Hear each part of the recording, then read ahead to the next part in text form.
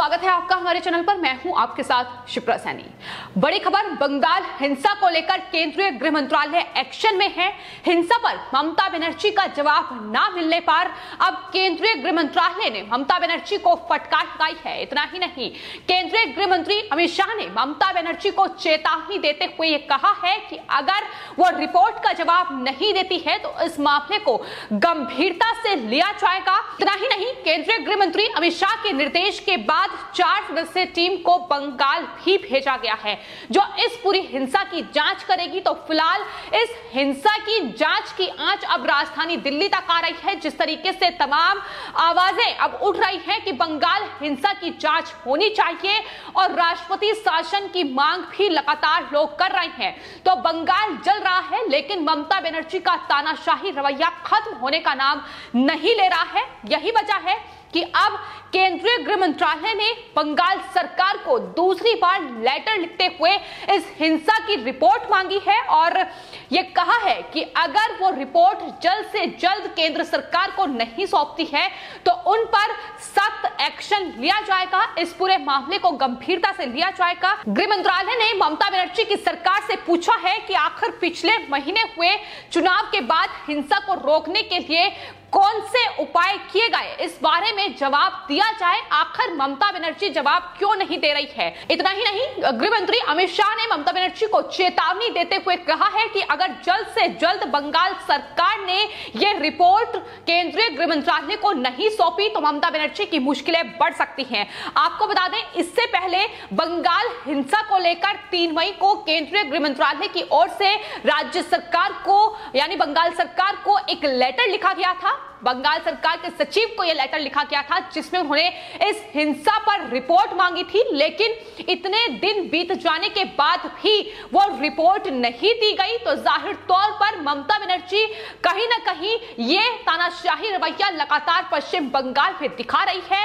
एक तरफ बंगाल में हिंसा चरम पर है, लगातार वहां लोगों को निशाना बनाया जा रहा है, खुलेआम हत्याएं हो रही है, दिन दहाड़े वहां चोरी डकैती की वारदात, लूटपाट की वारदात को अंजाम दिया जा रहा है। लेकिन ममता बनर्जी आंखों पर पट्टी बांधकर बैठी हुई है, चूंकि टीएमसी के ही ये गुंडे हैं जो इस हिंसा को अंजाम दे रहे हैं और वहीं केंद्रीय गृह मंत्रालय लगातार एक्शन में है।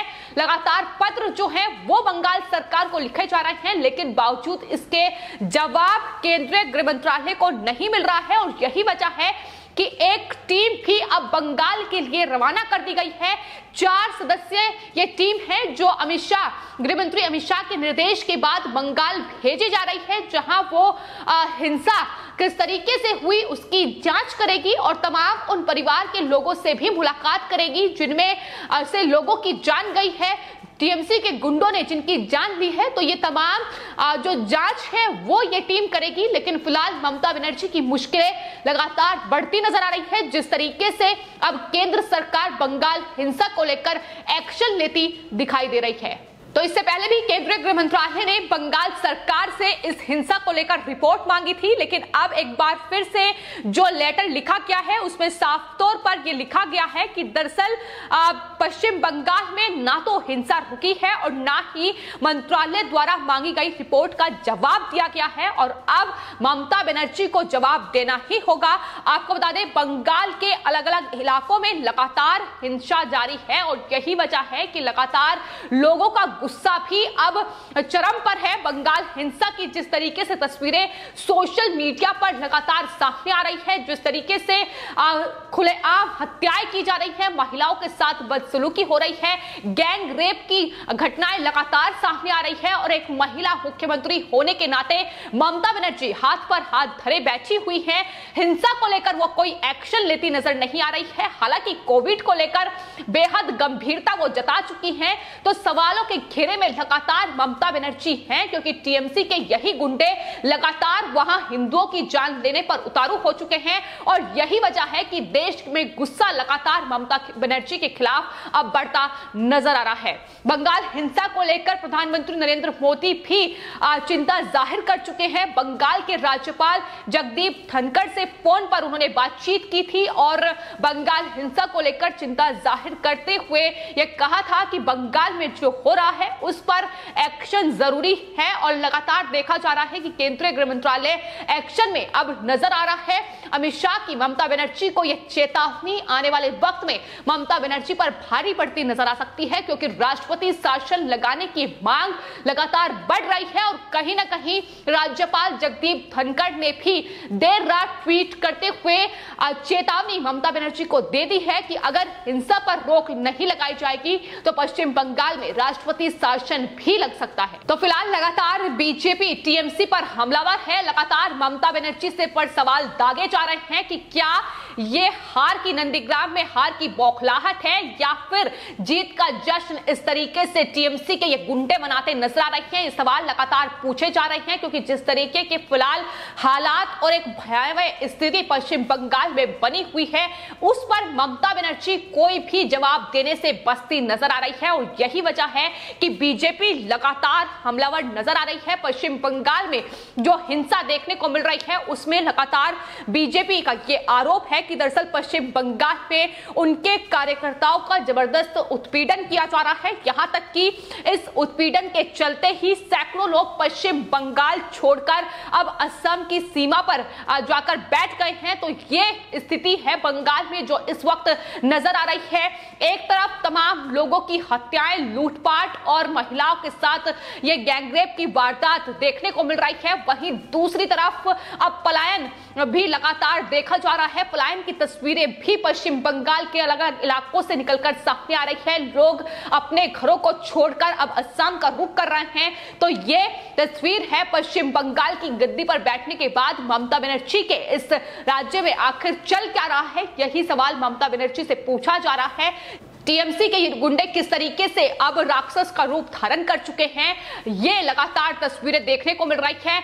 ना तो स्थानीय नागरिकों को बख्शा जा रहा है और ना ही सीमा सुरक्षा बलों को बख्शा जा रहा है, बीएसएफ को भी निशाना बनाया गया है। हालांकि आपको बता दें टीएमसी प्रमुख ममता बनर्जी शुरू से ही केंद्रीय सुरक्षा बलों पर निशाना साधती नजर आई हैं और अब बीएसएफ के जो जवान हैं उनके घरों में भी तोड़फोड़ की जा रही है, उन्हें भी निशाना बनाया जा रहा है। तो पश्चिम बंगाल में ना तो स्थानीय नागरिक सुरक्षित है और ना ही सीमा सुरक्षा बल जो लगातार देश के जवान मुस्तैदी से देश की रक्षा करते हैं वो भी अब टीएमसी के निशाने पर आ गए हैं। फिलहाल टीएमसी प्रमुख ममता बनर्जी और उनकी पुलिस प्रशासन मूकदर्शक बना हुआ है और खबर यह भी है कि जिस तरीके से गृह मंत्रालय ने पश्चिम बंगाल में राज्य सरकार से रिपोर्ट मांगी है उस पर ममता बनर्जी ने अपने अधिकारियों को साफ तौर पर यह निर्देश दे दिए हैं कि वो केंद्रीय गृह मंत्रालय को इस बारे में रिपोर्ट ना सौंपे। तो ममता बनर्जी किस तरीके से इस हिंसा को हवा देने का काम कर रही है, इस हिंसा में आग में घी डालने का काम कर रही है, ये लगातार देखने को मिल रहा है। खुद राज्यपाल जगदीप धनखड़ ने यह जानकारी दी है कि ममता बनर्जी रिपोर्ट देने से ही अपने अधिकारियों को इनकार कर दिया है। तो यह फिलहाल पश्चिम बंगाल की तस्वीर है जो हर किसी के लिए फिलहाल चिंताजनक बनी हुई है, सिर्फ टीएमसी प्रमुख ममता बनर्जी को छोड़कर। तो फिलहाल टीएमसी प्रमुख का जब फेलियर लगातार बंगाल में देखने को मिल रहा है, ममता बनर्जी हाथ पर हाथ धरे बैठी हैं।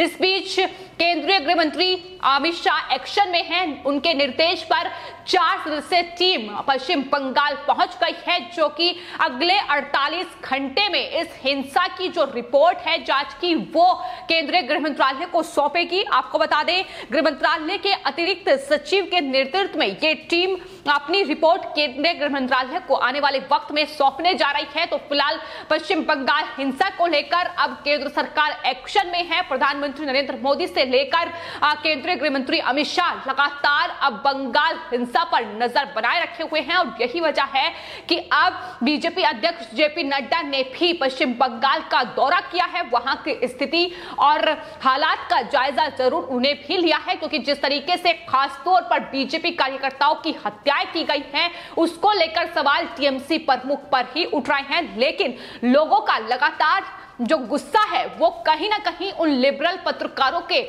ऊपर भी फूट पड़ा है जो लगातार कोरोना को लेकर चिंता जाहिर कर रहे थे, लोकतंत्र खतरे में है, इसकी बात उनके द्वारा लगातार कही जा रही थी। लेकिन अब बंगाल में ये नरसंहार हो रहा है, ये तांडव मौत का मच रहा है, लेकिन यही लिबरल पत्रकार चुप्पी साधे हुए हैं। महिलाओं के साथ उत्पीड़न हो रहा है, लेकिन साक्षी जोशी से लेकर रवीश कुमार जैसे पत्रकार चुप हैं। राजदीप सरदेसाई का एक भी ट्वीट सामने इस हिंसा को लेकर नहीं आया है। तो आखिर ये क्या है, ये सवाल लगातार लोग पूछ रहे हैं। उनका साफ तौर पर यह कहना है कि बंगाल वो जगह है जहां से ब्रिटिश के खिलाफ पहली आवाज उठी थी। ये वो जगह है जहां नेताजी सुभाष चंद्र बोस ने राष्ट्रवाद के बीज बोए थे। लेकिन फिलहाल बंगाल में जिस तरीके की स्थिति है, बंगाल जिस तरीके से जल रहा है, अब उस जमीन को फिर से जगाने की जरूरत है, फिर से राष्ट्रवाद को जगाने की जरूरत है, क्योंकि ममता बनर्जी के नेतृत्व में बंगाल जल रहा है